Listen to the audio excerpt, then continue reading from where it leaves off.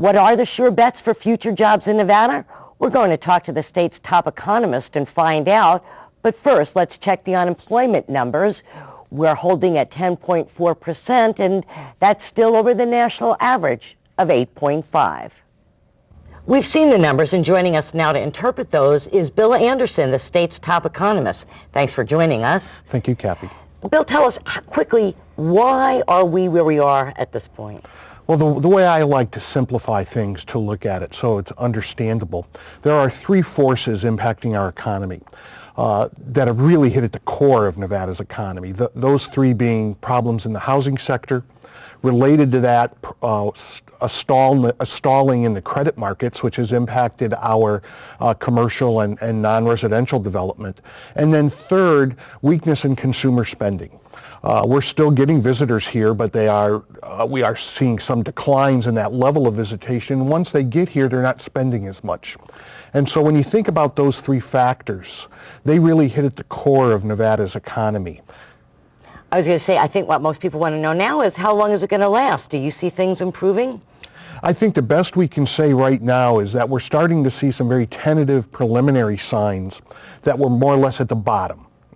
However, unfortunately, the way a lot of folks like to explain this, this isn't going to be a V-shaped business cycle. We're not going to go down, reach a bottom point, and then all of a sudden go back up. We're likely to see us more or less tread water at the bottom for several months. We're looking for the unemployment rate to reach all-time highs, and it will certainly surpass 11%, is our best estimate over the course of the next several months.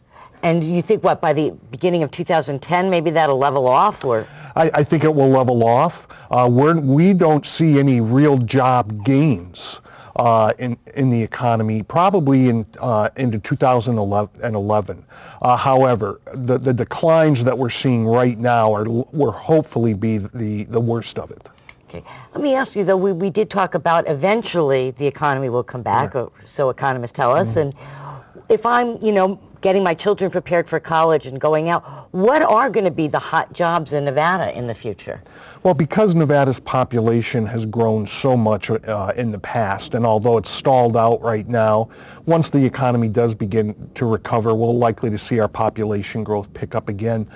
Population-driven occupations and industries will certainly help lead the way in terms of job growth, and I'm talking specifically about healthcare and other service-type occupations. As your population grows, you need more of those services.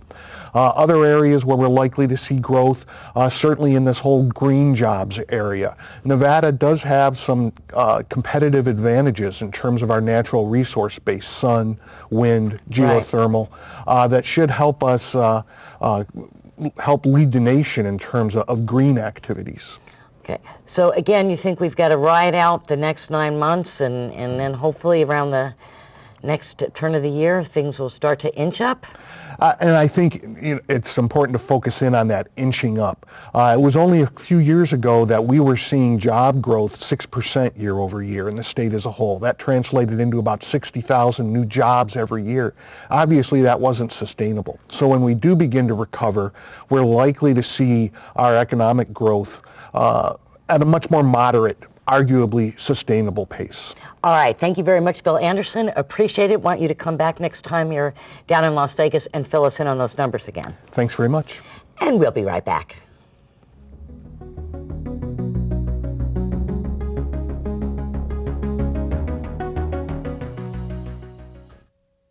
Is there a best way to look for a job? Well, one method is to attend a job fair.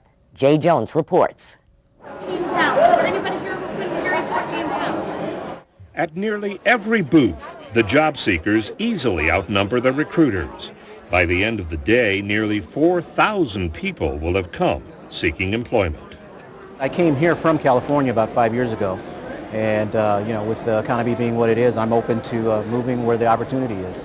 Right now, I'm currently unemployed. I was laid off from a TV station. Right now, I'm looking for any possibilities with web content, video production, just anything that's around. With the economy shrinking, unemployment figures are up, but the number of employers is down. At this job fair, MGM Grand was the only large Las Vegas company represented. Yes, there are fewer employers. We're running probably 2,000 jobs on our website every month compared to 5,000 jobs a year and a half ago. Yes, all our applications are done online. In increasing numbers, the recruiters have traveled from out of state, including the U.S. Border Patrol from Yuma and Norwegian Cruise Lines from Honolulu. I'm seeing more out-of-state companies recruiting from here simply because we have all the layoffs. A lot of people out of work. It's prime ground for employers out of town. Can we interest you in coming to Wyoming? Not such a big site. It's a wonderful place. Oh, it's not that. Bernice Madvig has 350 jobs to fill before a new prison opens later this year in Torrington, Wyoming. They will have to relocate and live in Wyoming and start their careers there. We do offer an academy training for new staff coming in that have no correctional experience. For non-uniform staff, the training lasts for 5 weeks. And for uniform staff, it's a 9-week course that I'll taught through the Department of Corrections. The salary's not too bad, the benefits are fully paid, and the chance of being laid off is slim. It seems like, unfortunately, when the economy does get bad, our jobs are seemed a little bit more secure. But it wasn't only businesses who were recruiting, so too were schools, from vocational centers to universities, all encouraging people to consider developing a new skill. You got to be 21 to go drive across state lines. Yeah, I know that. That's pretty much where all the jobs are right now. Folks with their feet firmly planted in southern Nevada were encouraged to consider bartending or limo driving as a trade. The employers are mainly looking for people that are qualified with a background of this industry. There's a lot of corporate business they have, and they need to protect it with people that want to have that professional attitude and ability. You know, just to have someone drive a car doesn't mean they can get the job done successfully. That's what I teach. I'm open to career change as well. I'm in the financial management field currently, and I'm open to whatever opportunities are out there. There are jobs out there, a lot of different kinds of jobs. You need to be flexible. You need to maybe take a look at taking something part-time until you can find something full-time, but you need to not look at necessarily just your skill set. I mean, you need to be flexible with what you're looking for. Flexibility is indeed the key to finding employment. A low-paying job can lead to something better, and a career change can open a whole new world of opportunities. Until I could find employment, until, you could get your foot in the door for something part-time, anything, just to get in there, just to work. It's what you got to do to make ends meet. With everybody trying to look for work, this is the only way to do it now. Is many places, either that or get online and submit your resume into one of those, places that spider them out and get them out into the field. You have to get your face out there. Jay Jones, Recession Rx.